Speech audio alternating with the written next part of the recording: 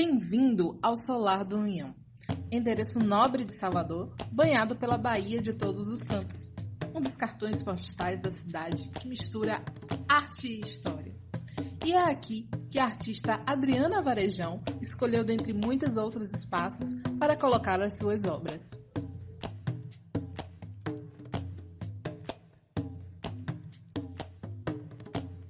Estamos aqui com Danila, secretária-geral do MAN, e vamos fazer uma pergunta de como funcionam as exposições aqui.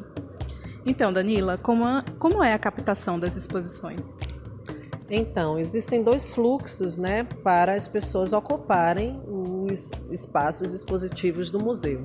Um fluxo é normalmente a programação do museu, de exposições que dialogam com a identidade, com a proposta do Museu de Arte Moderna e Contemporânea, que é a finalidade do MAN.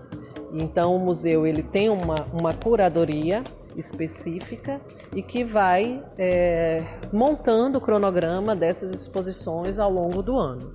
Um outro fluxo são os artistas e galeristas que têm interesse em expor as suas obras no MAN. Então, a gente recebe normalmente convites, solicitações para essa ocupação de pauta. Por exemplo, a Adriana Varejão foi a artista que teve interesse em ocupar, em expor no MAN. Então, ela nos fez essa solicitação e como é uma artista, um dos grandes nomes da arte contemporânea brasileira, e como ela mesmo diz, ela poderia, não haveria outro lugar no mundo, ela até recusou a expor, inaugurar essa exposição no MoMA, em Nova York, mas ela escolheu o Museu de Arte Moderna na Bahia por toda a condição histórica e simbólica que esse lugar representa.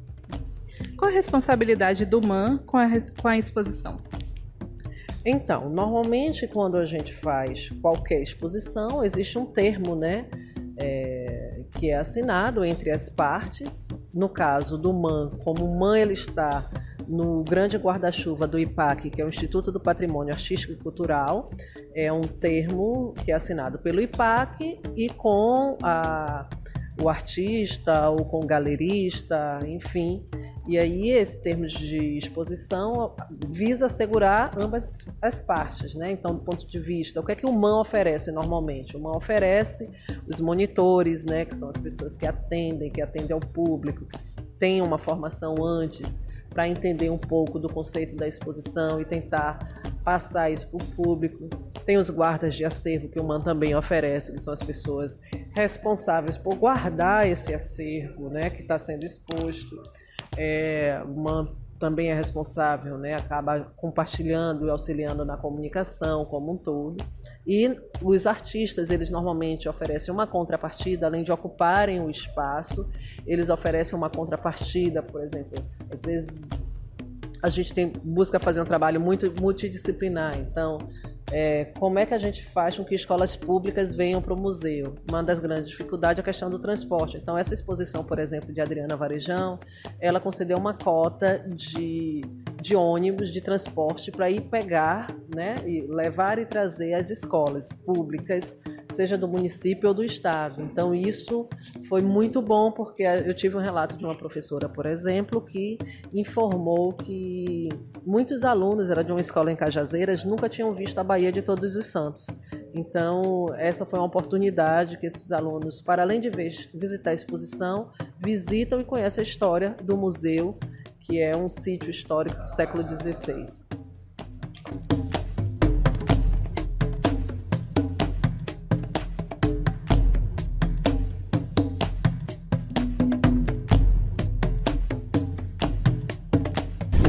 Aqui, no século XVI, chegou Gabriel Soares de Souza.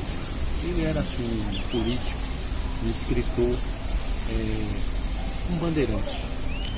E ele, chegando aqui, ele construiu um galpão. Então, em 1685, essa propriedade foi adquirida pelo desembargador Pedro União Castelo Branco. que deve-se a isso o conhecimento desse espaço, o nome dele, sendo a figura mais assim, de expressão mais relevante que passou por aqui. Então, por isso que se tem o conhecimento do Espaço do Pinhão, deve ser o nome dele. Ele chegou aqui em 1685 e até 1700 ele viveu com sua família. Ele construiu aqui o primeiro casarão do Espaço. E nesse casarão ele conviveu com sua família e comercializou.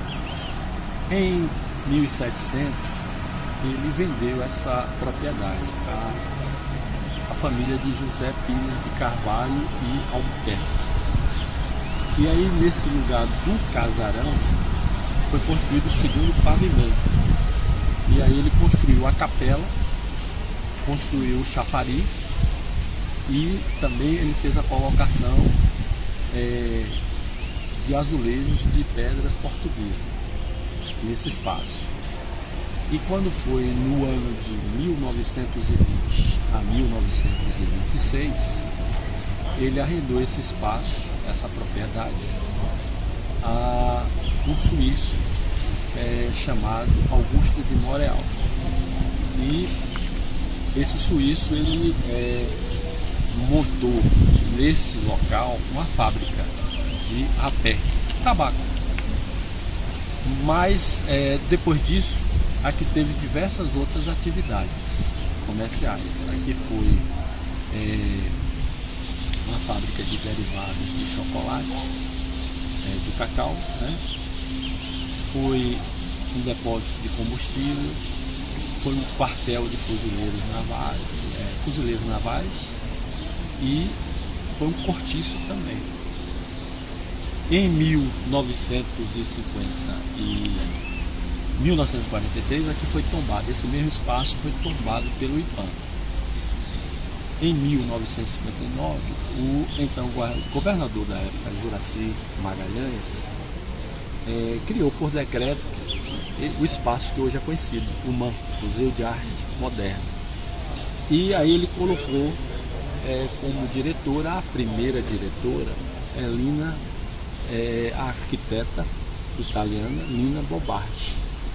E ela dirigiu aqui o espaço arquitetônico até 1964, até o golpe militar de 1964.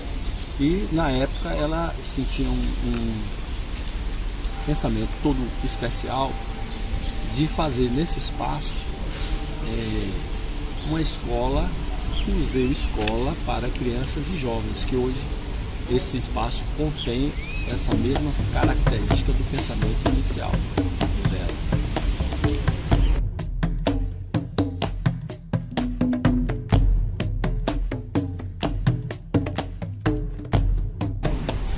Aqui nesse espaço da capela, nós estamos apresentando assim a primeira obra da Adriana Marejão, com a retórica canibal. Trata assim do transbarroco, as influências que deram origem às suas obras. Por exemplo, a influência africana, a influência chinesa e a portuguesa. Tudo isso contido nas 4 igrejas. A igreja de Mariana, em Minas Gerais, e as outras 3 igrejas também, tudo São Francisco de Assis, porém, de Salvador, a Terceira Ordem do Rio de Janeiro e a de Ouro Preto em Minas Gerais. Então, essas influências fizeram com que ela pudesse estabelecer nas suas obras essa obra do transbarroco, né? Aquela mensagem que ela tão bem destaca em suas obras. Viu?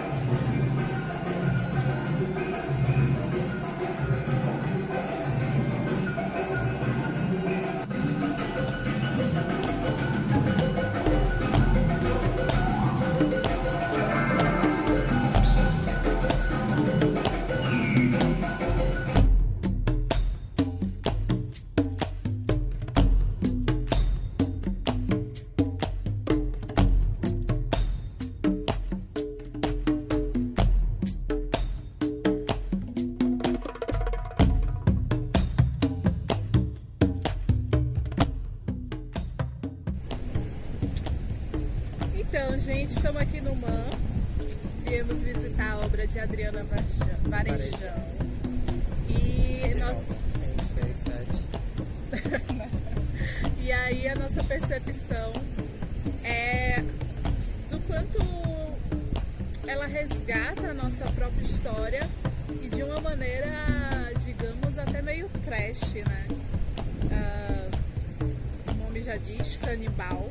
É uma exposição bem forte para quem já veio ver, quem conhece um pouco da história do Brasil, ou até para quem não conhece, a mensagem que ela traz é bem forte, de um modo que a gente não consegue ler nos livros, a gente não encontra isso nos livros.